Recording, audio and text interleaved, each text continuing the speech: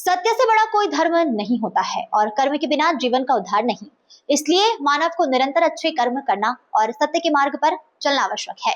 माता पिता की सच्ची सेवा करने से दुखों का नाश होता है। जब कुंडली में राहु केतु प्रबल हो तो काली गाय और काले कुत्ते को रोटी खिलाने से कष्ट दूर हो जाते हैं। माता पिता की सेवा करने, भोजन कराने से क्या किसी का उद्धार नहीं होगा? उक्त उद्गार ग्राम वायल में आयोजित संकल्पित पंचम श्रीमद् भागवत कथा के छठे दिन कथावाचक पंडित प्रवीण शर्मा राधे भैया ने व्यक्त कर गोवर्धन पूजा, 56 भोग, रासलीला, महाकाव्य, श्री कृष्ण रुक्मिणी विवाह के भावपूर्ण प्रसंगों को सुनाकर अहंकार की नाश और परमात्मा के प्रति समर्पण का दिव्य संदेश दिया।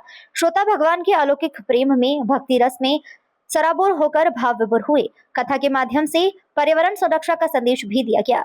व्यासपीठ से कहा कि भगवान श्री कृष्ण ने इंद्र का अहंकार तोड़ने के लिए गोवर्धन पर्वत को अपनी कनिष्ठ उंगली में उठाया था। गोपग्वालों ने 56 प्रकार के भोग लगाकर उत्सव मनाया। महाराज में श्री कृष्ण ने बांसुरी बजाकर गोपियों का आह्वान किया, जो जीवात्मा और परमात्मा के मिलन का प्रतीक है। कथा के अंतिम चरण में श्री कृष्ण और रुक्मिणी जी के विवाह का भव्य और संगीतमय उत्सव मनाया गया।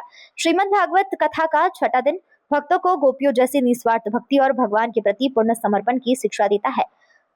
पंडित प्रवीण शर्मा राधे भैया ने श्री कृष्ण रुक्मिणी विवाह का प्रसंग सुनाते हुए महाराज के 5 अध्याय का वर्णन किया। उन्होंने कहा कि महाराज में गाए जाने वाले पंचगीत श्रीमद् भागवत के पंच प्राण है। जो भी ठाकुर जी के इन 5 गीतों को भाव से गाता है वह भव पार हो जाता है। उन्हें वृंदावन की भक्ति सहज प्राप्त हो जाती है।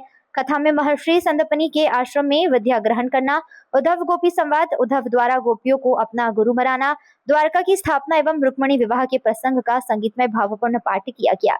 इस अवसर पर रक्तदान शिविर का आयोजन किया गया, जिसमें भारी तादाद में स्वेच्छा से रक्तदान किया गया तथा छठे दिन की कथा की पूर्ण संध्या पर भजन संध्या और सुंदरकांड का भव्य आयोजन कथा पांडाल में किया गया।